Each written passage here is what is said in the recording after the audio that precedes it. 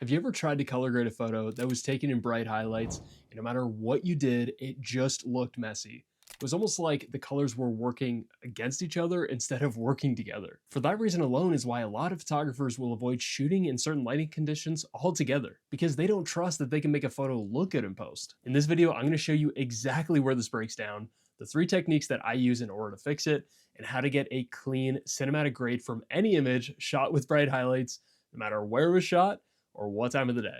Let's jump into Lightroom and get started. Okay, so when we come into Lightroom here, you'll see that I already have a photo that is generally managed. Here we have a lot of the basics done, and you'll notice that there's very bright highlights. This is still pretty cool. You know, we've got some good contrast, we've got the shadows here, but if we want to start pushing a color grade, there's one problem that we're going to face. So when we come down to the color grading tab, go to the highlights here, the highlight wheel, we're going to start pushing in our tone. Now you see that we have to push extremely aggressive and very hard in order to get anything to happen. So I'm going to turn the eye off here and turn the eye on.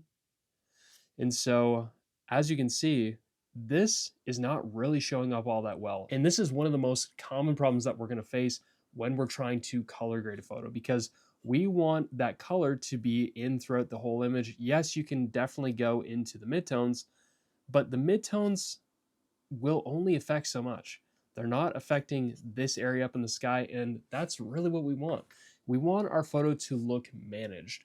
We don't want it to be blown out, and we don't want it to be out of proportion here. And in my opinion, when we look at a photo like this, there's a lot more problems going on than just color grading itself.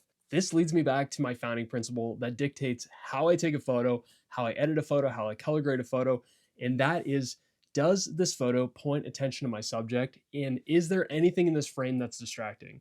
And so the problems that we have going on here is that the lighting is too bright. And in my opinion, that's actually distracting attention away from the subject.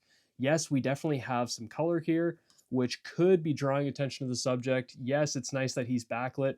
But in my opinion, what can often happen is the outsides of the frame will tend to pick up color because the sun was directly in behind the subject. And so there's fall off on the color on the outsides of the frame here. And so it looks like there's fracturing of color, which doesn't really look professional.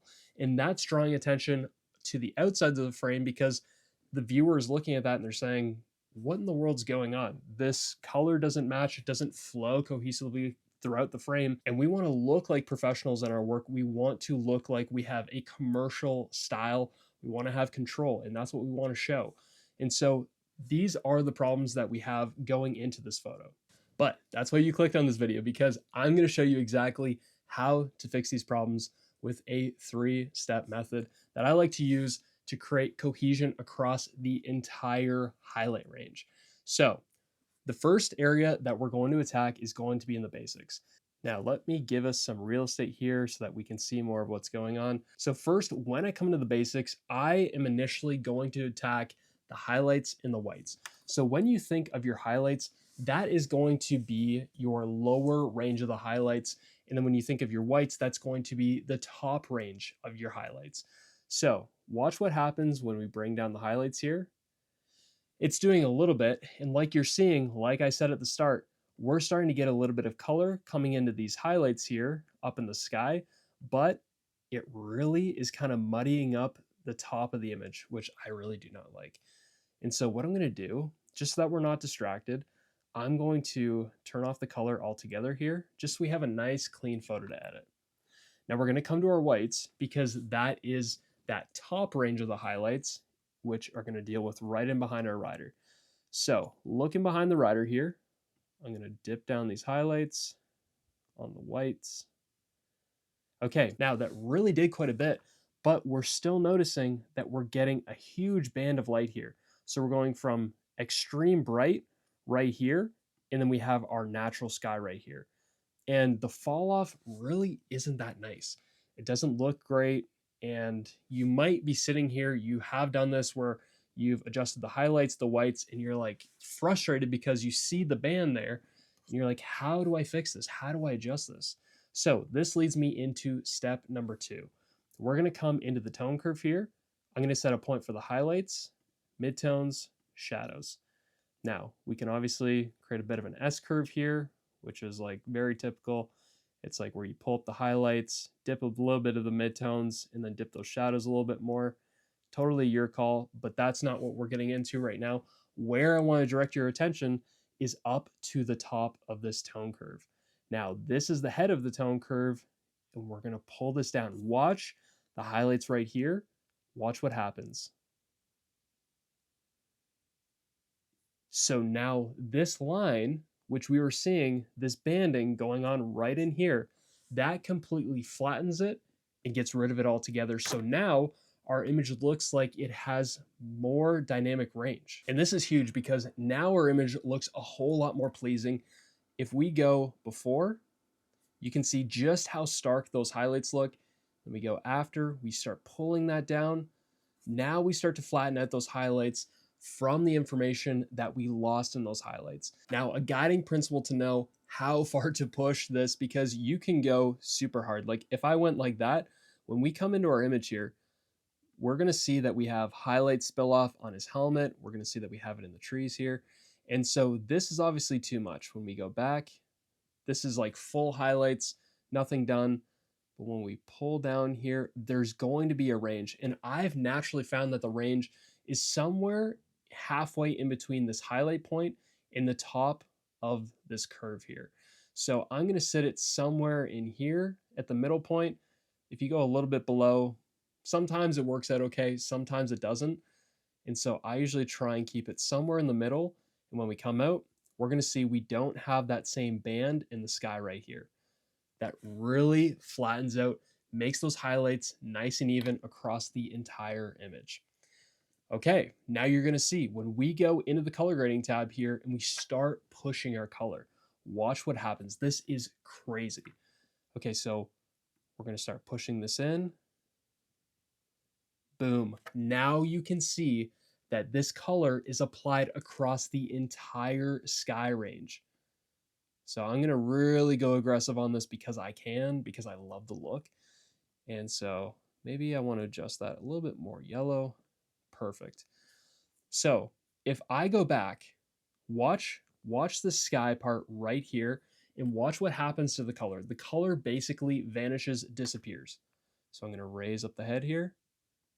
Boom. It looks dirty. It looks like it's not flowing throughout the entire sky range. And in my opinion, I don't really think that that looks that nice. So once we start bringing that down, watch what happens. We start getting cohesion across the entire sky, just like that. So I'm going to turn the eye off here. And I'm going to turn the eye on. Look at how controlled these highlights are. And if you want to go even further, one step further, because I said that this is a 3-step method. Now, if you really want to control those highlights even more, this is where the luminance slider within the color grading tab comes in handy. But I don't usually typically like to use a slider until I get to this point of where I've color graded a photo and I've gone through these 2 steps first. And if I need that little extra boost, then this is going to help. So if I pull that down, okay, now we get even a little bit more around our rider. So I'm going to reset here and I'm going to allow you to see what's going on in that area. So the highlights are still a little bit bright. This is more personal preference. I feel like it looks great prior, but let's start bringing down a little bit more. You can see that we're really dialing in without losing information in areas like the trees here. We're keeping information in the helmet. As if we were to go too far within the tone curve, we're going to lose a lot of that information. So that's why pairing all 3 of these methods together actually works super well.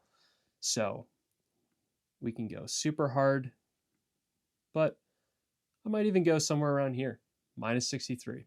And I think like that looks really, really nice. It looks extremely controlled. Now I did say that it's always better to go with the tone curve first. So I'm going to reset this color grading tab and show you exactly why it's better to go through this method first. And just so that you're not butchering your photo or your process, you're going through the steps properly. So I'm just going to use the luminance tab within the color grading. Now look at that.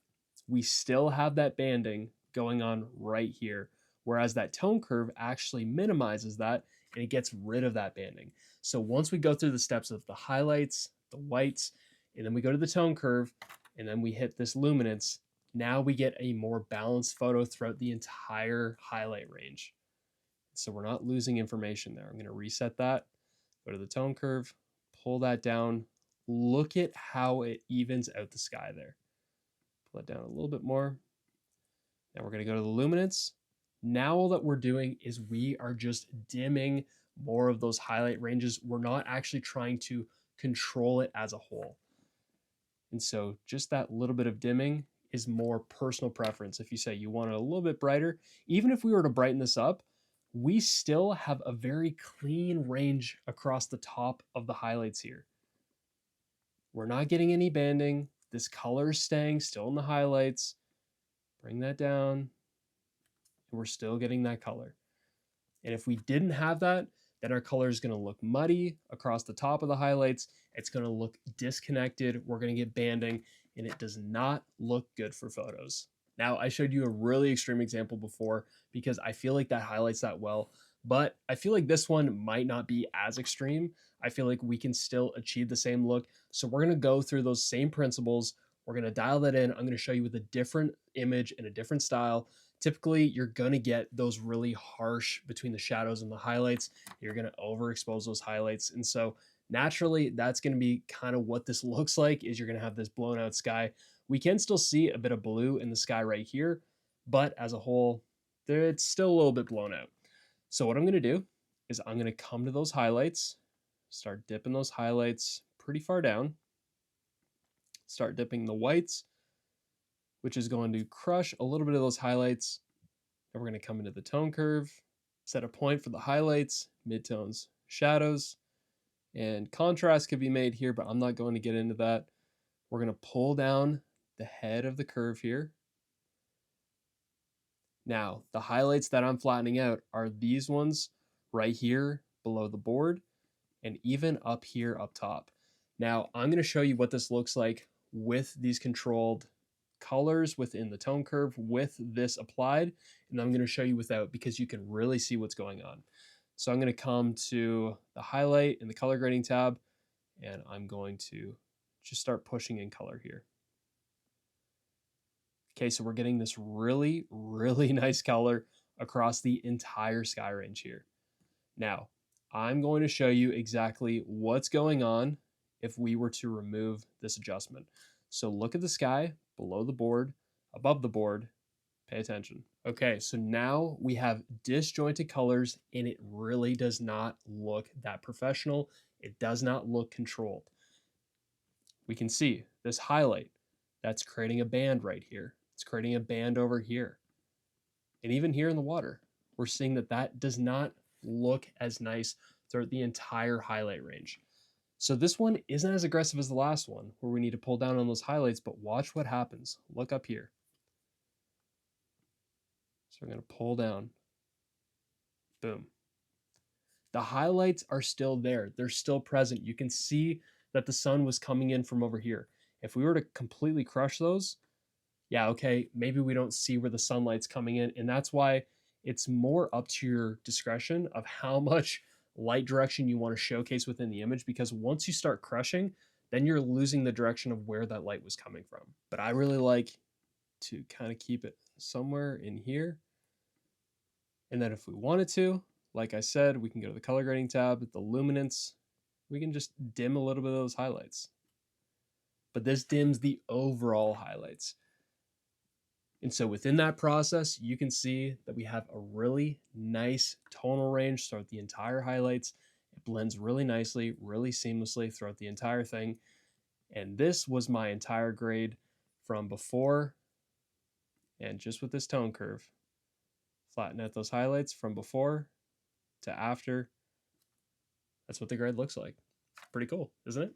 So to recap, before you ever start thinking about color grading a photo that was taken in an environment with bright highlights, you want to control the lighting first. You want to tame those highlights and those whites, pull down on the head of the tone curve so that you have a nice, clean canvas to start with. If this gave you one thing to apply to your next edit, that's the principle. And if you want to go deeper than one technique and build out an entire cinematic editing system that you can apply to every single photo shot in any environment, I'm building a program currently that is called the Cinematic Blueprint. You can find more information in the description below. You can join the waitlist, and that will allow you to secure and lock in your founding member price.